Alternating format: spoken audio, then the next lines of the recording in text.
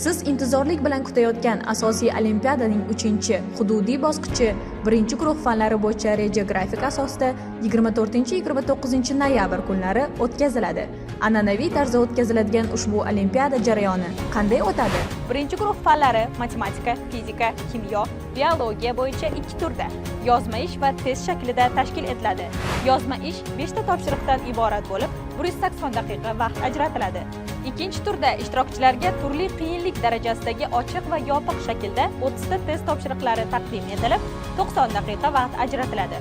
Informatika fani esa bir turda, ya'ni ishtirokchilarga turli qiyinlik darajasidagi 5 ta masala taqdim etiladi va uni onlayn platformada yechish uchun 240 daqiqa vaqt ajratiladi. Kimyo fani ishtirokchilari Mendeleyev davriy jadvalini, fizika va kimyo ishtirokchilari esa kalkulyator olib kirishlari mumkin. Matematika fanidan ishtirokchilarga esa qalam, chizg'ich, o'chirg'ich va sirkul olib kirishlariga ruxsat etiladi. Yakuniy natijalarga ko'ra fanlar kesimida 11-sinflar orasidan 3 nafar g'oliblar aniqlanadi va respublika bosqichida ishtirok etish uchun yo'llanmani qo'lga kiritadi.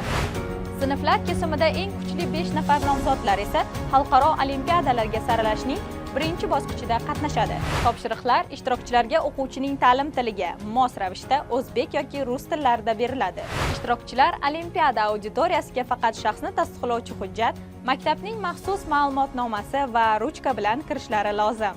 Eslatma: olimpiadaga telefon, ko'chirma yozuv, shpargalka, ilmiy kalkulyatorlar va gadjetlar olib kirish qat'iyan taqiqlanadi.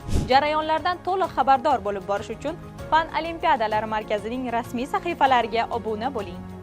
Aziz o'quvchilar, markaz olimpiadani shaffof va sifatli o'tkazish, har bir ishtirokchining bilim va salohiyatini obyektiv baholash bo'yicha zarur choralarni ko'rmoqda. Olimpiada jarayonida adolat tamoyillariga zid holatlar kuzatilgan taqdirda markazning maxsus boti yoki ushbu 71 kodi bilan 207 05 24 telefon raqamlariga murojaat qilishingiz mumkin. Olimpiadada omad yor bo'lsin.